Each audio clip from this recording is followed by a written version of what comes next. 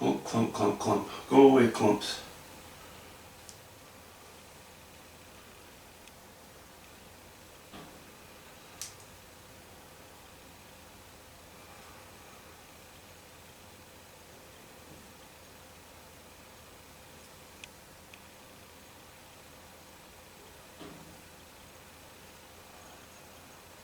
Boy, there's a lot of junk in this paint.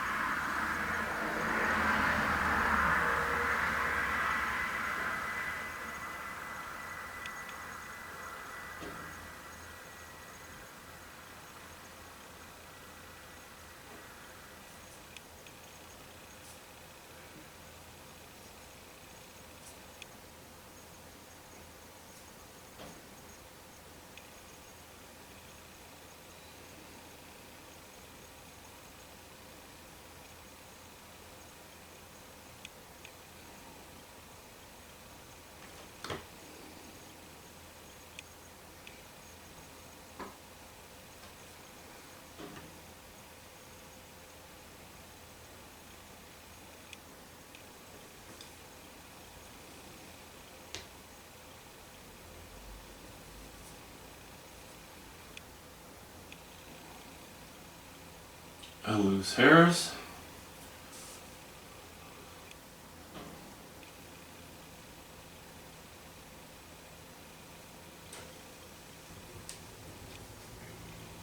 Okay, a few minutes ago, at least it seems like it, I told you that I was planning on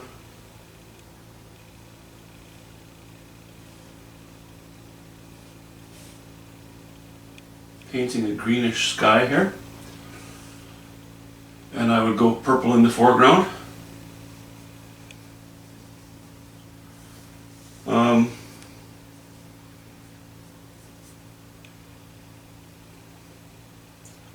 I might deviate from that a little bit.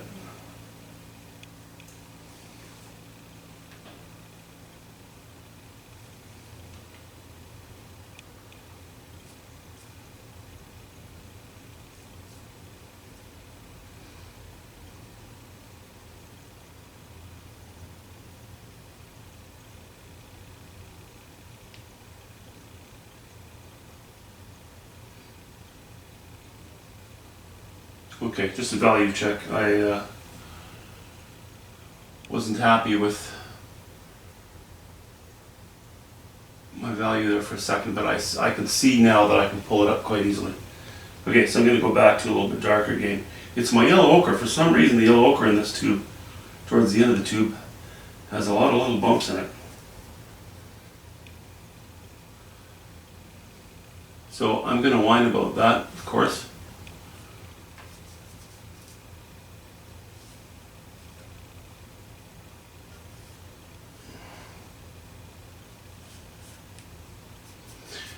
Now this greenish sky, I don't know what it's going to look like on camera, but it's not going to be what you would say, oh, that's a green sky. Now, not to start with anyways, but after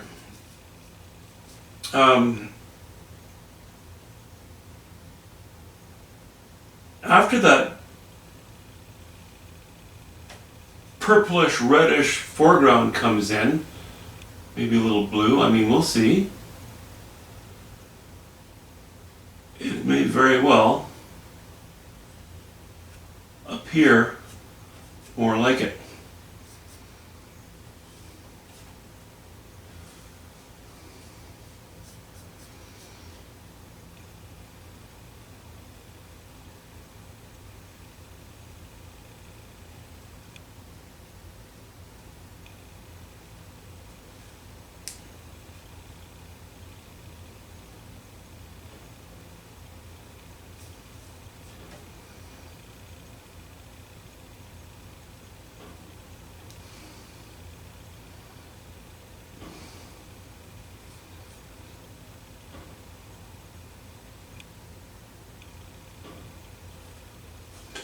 I know I do this regularly. I threaten to be done for the day.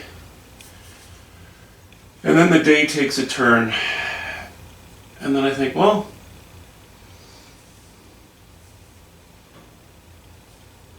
what shall I do now? And then I think, oh, I know. I've done this before. I'll paint. So, that's why this is happening, in case you're wondering. Okay, I'm adding a little bit of yellow, or a little bit of raw umber to my mix, and a bit of ultramarine blue.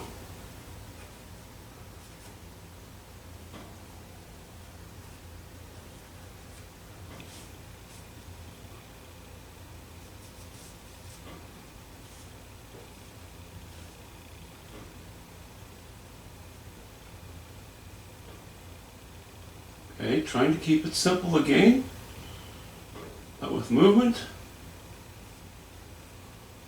We always like movement. Well, I do. I like motion in my skies if I'm going to do something. Certainly something that's small. I think that sometimes it really becomes more attractive, especially when you back up a little bit. To give it movement through the use of your brush strokes, through the direction of your brush strokes, as well obviously as your colors.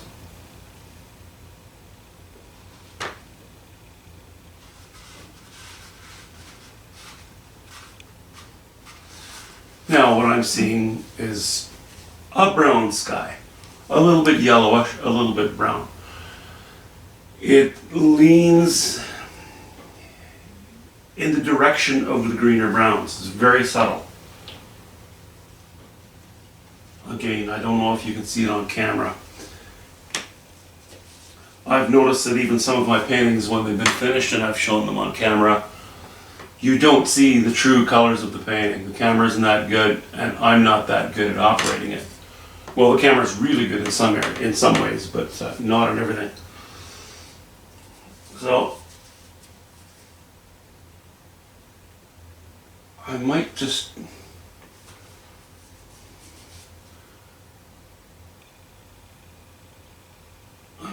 say, okay, that's the...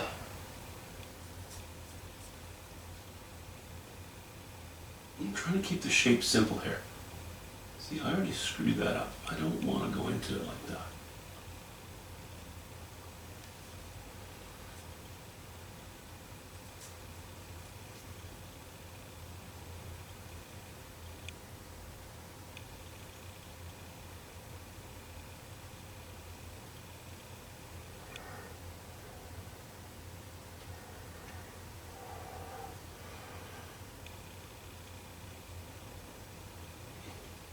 I'm keeping these trees fairly angular. I don't want to get too swirly-whirly with them. Okay, I'm going to give my brush a quick clean here. And now that this simple little sky is in place,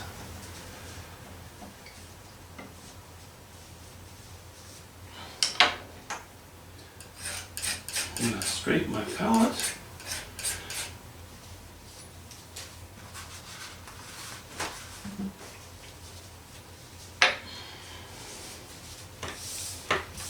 It's in place, but it's not done. And I'd like to bring it as close to done as possible, so I'm going to pick up a little bit of very clean white. Pick from your pile of white in an area that's not contaminated with anything else. Very important. Be fussy about that stuff.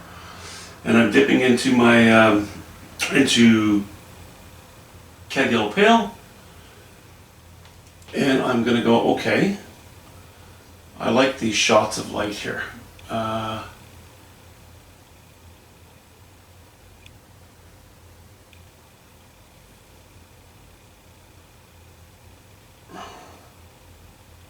Quite like that.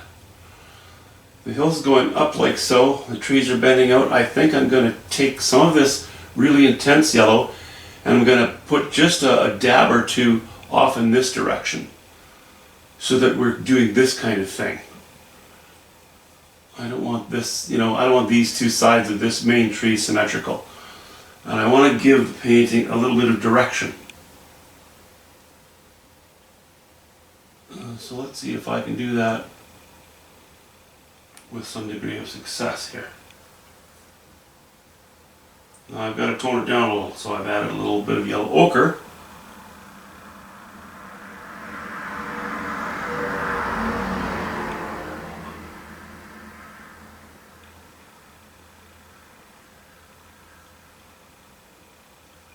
I'm even going to take it right off the painting there. That's too yellow.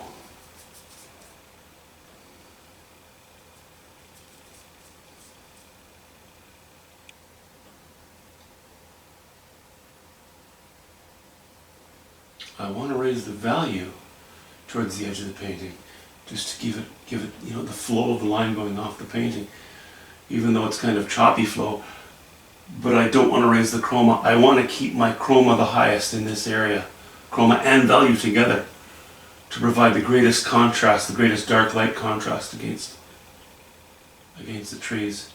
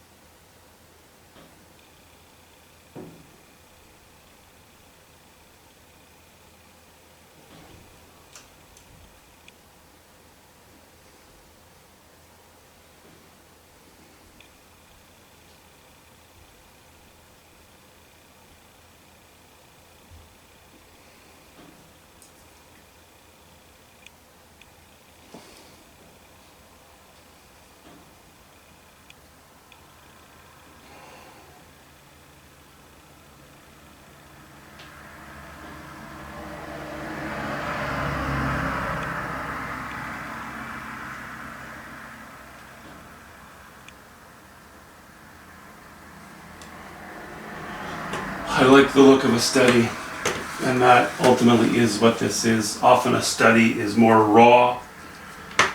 It's just more of an innocent looking painting. It's more genuine. It's more intuitive. It's less contrived.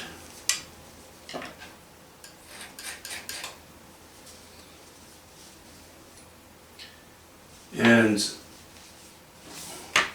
what helps that along is trying to keep your brush strokes to a minimum. And I think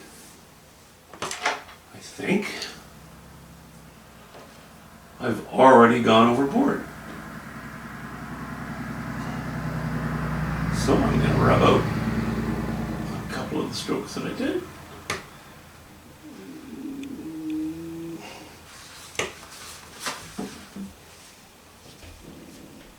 And we're going to call that the sky.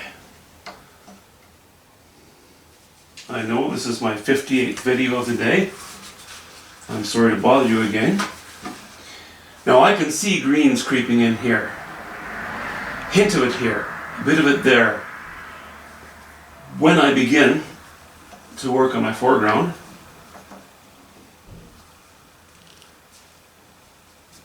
I think you'll see it even more. For the moment, I'm stopping. Whoops. Stop waving. I might talk to you in a minute, who knows? I realize every time the camera comes on, the painting has changed just a little bit. Anyway, that's all I'm going to do tonight. I promise I'm going to zoom in. We'll talk to you tomorrow. Bye.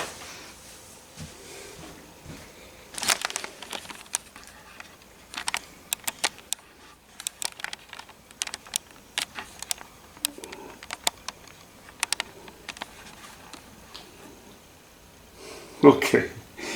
See you later, guys.